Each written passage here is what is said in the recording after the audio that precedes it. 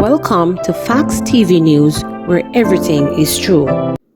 Deliveryman dies after falling over precipice in Portland. A deliveryman who fell over a precipice at Cooper's Hill in Portland on Tuesday afternoon has been confirmed dead. Residents recovered the body of Alphonso Thompson from a ravine about 9:30 Wednesday morning. It's reported that around 4 o'clock Tuesday afternoon, Mr. Thompson was making a delivery in the area when he misjudged the narrow stretch of the roadway and the vehicle went over the precipice. Tony King, a resident of Cooper's Hill, said Mr. Thompson was from the fellowship community and was well known. He said the construction of a guardrail or wall along the roadway is also overdue. This road is very bad. It need to fix. It need to rectify. Look at this place. It should have been done long time, not wait until something like this happen. The wall should have been built here long time, Mr. King insisted. 2 other men who were aboard the truck escaped injuries. Member of Parliament for West Portland, Darrell Valls, said the road through Cooper's Hill and will be rehabilitated under constituency-based mitigation and cleaning program announced by Prime Minister Andrew Holness in the House of Representatives on Tuesday. This is, as we speak, a contract for $20 million, which includes the road leading up to Dumfries from Hope Bay all the way to Cooper's Hill, which will include bushing, drain cleaning, and patching of the road. So that will start within the next week or two as part of the Christmas program just recently announced. And it is a road that carries a lot of water based on the rainfall up there, so it's very difficult to maintain in terms of road surface, he further stated. Businessman acquitted of gun and armor charges. The failure of the prosecution to produce vital exhibits in the case against 6-year and 13 trial dates resulted in businessman Winston Green being freed of charges of illegal possession of firearm and ammunition in Western Regional Gun Court on Tuesday.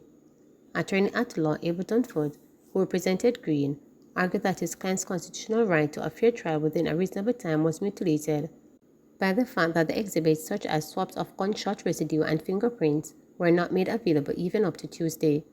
It was alleged that on March 10, 2017, the police received information about gunshots being fired at the Long Bay area in St. James.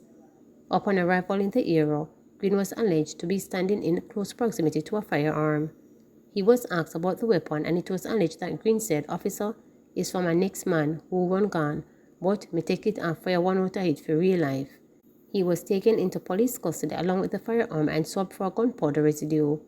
The case came up for trial on Monday, where Foote made preliminary objections surrounding the fact that after 13 trial dates, the results of the swabs taken were not disclosed to the defense, although they were under the control of the state. Justice Martin Gale adjourned the matter for the following day, giving the prosecution time to produce the material, but was not done. Foote then argued that the case should be thrown out because his client's constitutional right to a fair trial within a reasonable time has been mutilated by the lack of fingerprints and gunshot residue results that have been capability of exonerating him.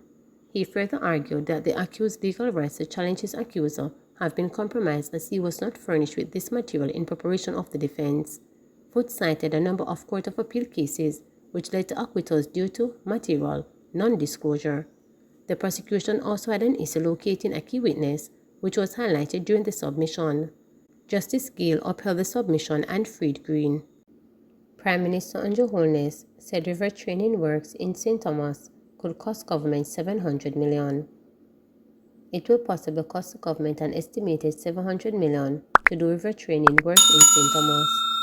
This is in the wake of last week's heavy rain, during which rivers in the parish overflowed their banks, resulting in significant damage to road, homes, and farmlands. Prime Minister Andrew Holness toured affected areas of St. Thomas and St. Andrew on the weekend. Speaking in Parliament on Tuesday, Mr. Holness noted that the overall estimate of the damage to road island-wide has been put to over $400 million. He said the investment in river training will help ensure that the water flow is controlled. Mr. Holness added that 3 constituencies across St. Thomas and St. Andrew, which suffered the worst effects of the rain, will get a special allocation of $3 million. Madam Speaker, several communities, especially within the parishes of Kingston, St. Andrew, St. Catherine, St. Thomas, Portland, and St. Mary, were impacted by flood rains. Our assessment is that 69 roads were badly affected by landslides, mud flows, down trees, and inundation, which rendered some communities inaccessible and some marooned. The initial damage assessment estimate by the NWA is somewhere in the region of 409 million Jamaican dollars. We have had damage estimates before which have been far more significant than this, so we are very grateful that though there was damage, it was not a very significant extent. 409 million. I believe the estimate from ODPEM, if I'll allow the Minister of Local Government to give the estimate from ODPEM.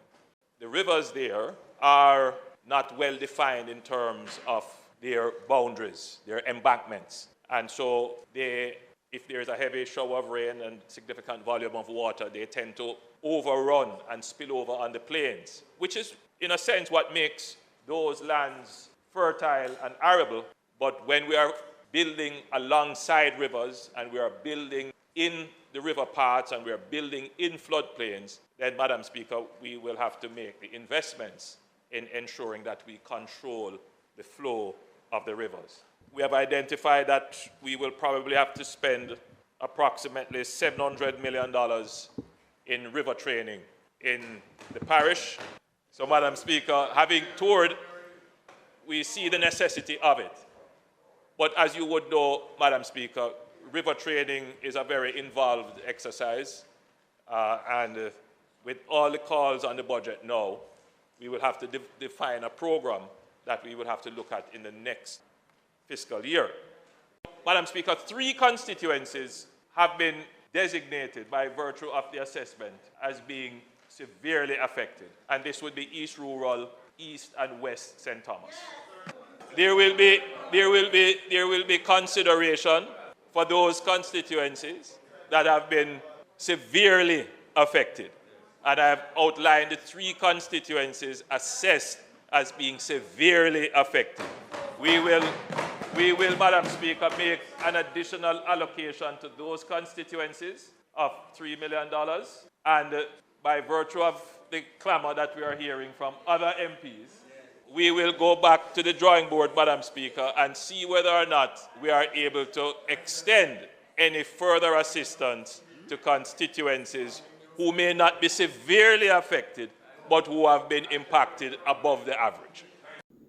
Bail extended for St. Catherine businessman on multiple charges. A licensed firearm holder who was held with more ammunition than he legally allowed to get an extension of his bail until January 16, 2024, when he appeared in the St. Catherine Parish Court on Wednesday. The St. Catherine businessman, Wal Harris, is charged with stockpiling ammunition, negligent storage of ammunition, driving a vehicle without headlights, and authoring forged documents. Attorney Andrew Graham, who represented the accused, told Parish Judge Annette Austin that he needed to get more instructions to proceed. The matter was then postponed to allow the completion of the current file. It is alleged that police stopped a vehicle driven by Harris, which had license defects. Harris allegedly presented a driver's license which turned out to be fake. Further checks revealed that he was a licensed firearm holder. The police then proceeded to his home, where checks were made and 276 rounds of 12 cartridges were found. This was 26 more than he can legally have in his possession. Harris was subsequently arrested and charged. Please remember to subscribe, like, share, and click the notification bell.